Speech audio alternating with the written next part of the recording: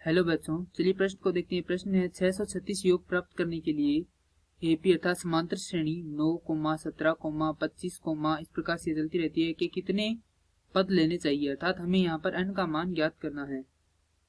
इस प्रश्न को हल करने से पहले जो प्रश्न की मुख्य अवधारणा है उस पर विचार करते हैं। मुख्य अवधारणा, इस प्रश्न के लिए मुख्य अवधारणा हो जाएगी समांतर श्रेणी।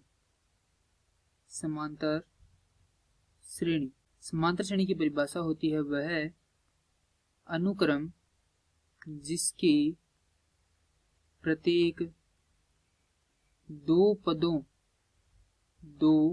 क्रमागत पदों का अंतर समान रहे, समांतर श्रेणी कहलाती है।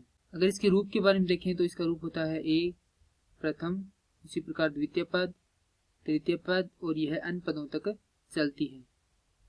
प्रथम पद को हम ए द्वारा निरूपित करते हैं, द्वितीय पद को ए जोड़ डी द्वारा, तृतीय पद को ए जोड़ 2d द्वारा।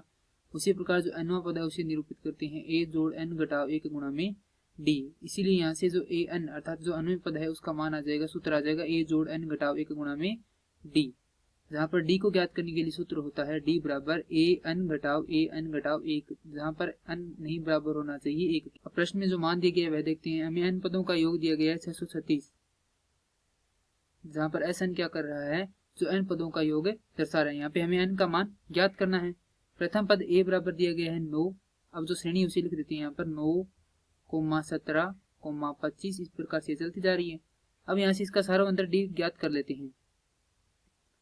यहाँ पर यदि हम n बराबर 2 लेते हैं तो ये द्वितीय पद हो गया, तो यहाँ पे इससे पहले वाला पद आएगा प्रथम पद। यानी किसी भी श्रेणी के किसी भी दो क्रमागत पदों को हम लेकर उनमें से जो आगे वाला पद है उसमें से पीछे वाले पद को घटाकर हम सार्वंतर को ज्ञात कर सकते हैं। तो यहाँ से सार्वंतर का मान हो जाएगा 17 घटाव 9 अर्थात 8।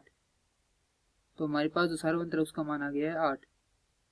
अब जो n पदों के योग का सूत्र होता है वह होता है एस एन बराबर n बटा 2 गुणा में 2a जोड़ n घटाव 1 गुणा में d। हमारे पास यहाँ पर एस एन का मान है 636, n का मान हमें ज्ञात करना है बटा 2 गुणा में a का मान हमारे पास है 9, तो यह हो जाएगा 18 जोड़ n का फिर से ज्ञात करना है मान घटाव 1 गुणा में d का मान हमारे पास है 8।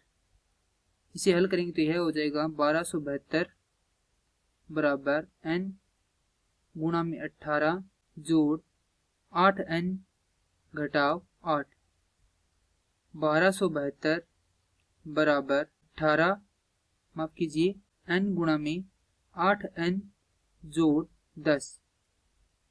1272 बराबर 8n की घात 2 जोड़ 10, इसे 2 से हल करेंगे तो यह हो जाएगा 636 बराबर 4n की घात 2 जोड़ 5n। तो हमारे पास यह एक द्विघात समीकरण प्राप्त हो जाएगी, 4n की घात 2 जोड़ 5n घटाव 636 बराबर 0। इसके गुणनखंड करके इसको हल करते हैं तो यह हो जाता है 4n की घात 2 जोड़ 53n घटाव 48n घटाव 636 बराबर 0। इसे लिखेंगे सही तरीके से तो यह हो जाएगी 4n की घात 2 घटाव 48n जोड़ 53n घटाव 636 बराबर 0। हल करेंगे तो यह हो जाएगा 4n उभयनिष्ठ आएगा, n घटाव 12, इसी प्रकार यहाँ पर 53 उभयनिष्ठ आ जाएगा और यह होगा n घटाव 12 बराबर 0।